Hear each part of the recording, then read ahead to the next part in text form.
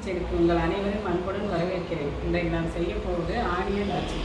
இது simple recipe தான், வாங்க பார்க்கலாம். இன்றைக்கி நம்ம செய்ய போகிறது வெங்காய தூள் பஜ்ஜி. இதுக்கு இந்த 3 வெங்காயம் பெருசாக இந்த மாதிரி நறுக்கி இப்படி நல்லா அப்படியே இது பண்ணிவிடுங்க. கருவேப்பிலை, கொஞ்சம் இந்த கடலை மாவு எடுத்திருக்கேன், வேணுங்கிறது போடணும். இது அரிசி மாவு, இது 1 ஸ்பூன் தனி மிளகாத்தூள், இது அரை ஸ்பூன் சோம்புத்தூள், கொஞ்சம் பெருங்காயத்தூள், உப்பு, இதான் தேவை. இப்போ இதை பண்ணுவாங்க. இப்போ நம்ம இந்த வெங்காயத்தில் இந்த கருவேப்பிலையை அந்த மாதிரி பிச்சு போடுங்க. கொஞ்சம் தேவையான அளவு உப்பு,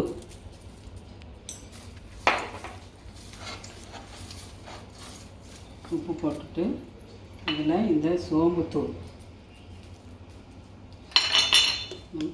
இந்த அளவு, பெருங்காயம்,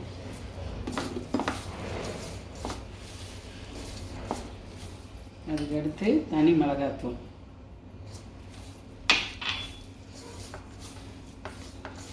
இந்த ஈரப்பதத்தில் இதெல்லாம் பிடிச்சிக்கும். இப்போ நம்ம கொஞ்சம் கடலை மாவு,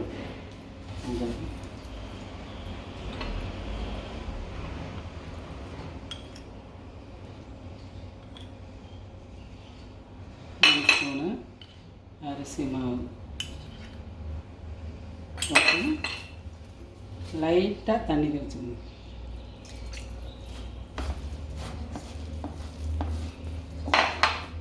இப்போ இன்னும் கொஞ்சம் பைண்ட் ஆகிறதுக்கு மாவு போடுவோம்.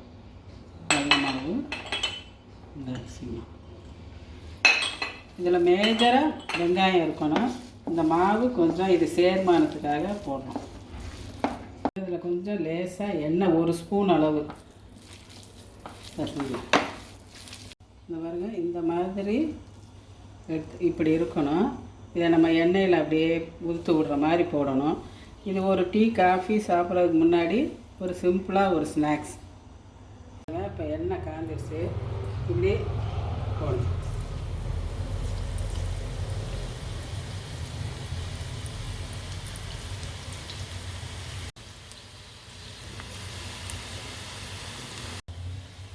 சிம்பிள் ஸ்நாக்ஸு, நீங்களும் செஞ்சு பார்க்கலாம்.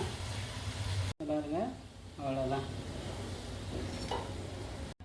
வெங்காயம் தூள் பஜ்ஜி ரெடி. நீங்களும் செஞ்சு பாருங்கள்.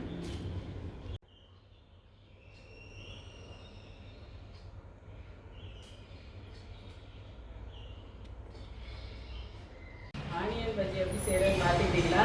இந்த வீடியோ உங்களுக்கு பிடிச்சிருந்தா லைக் பண்ணுங்கள், ஷேர் பண்ணுங்கள், சப்ஸ்கிரைப் பண்ணுங்கள். கீழே இருக்க பெல் பட்டனை ஆன் பண்ணுங்கள். நன்றி.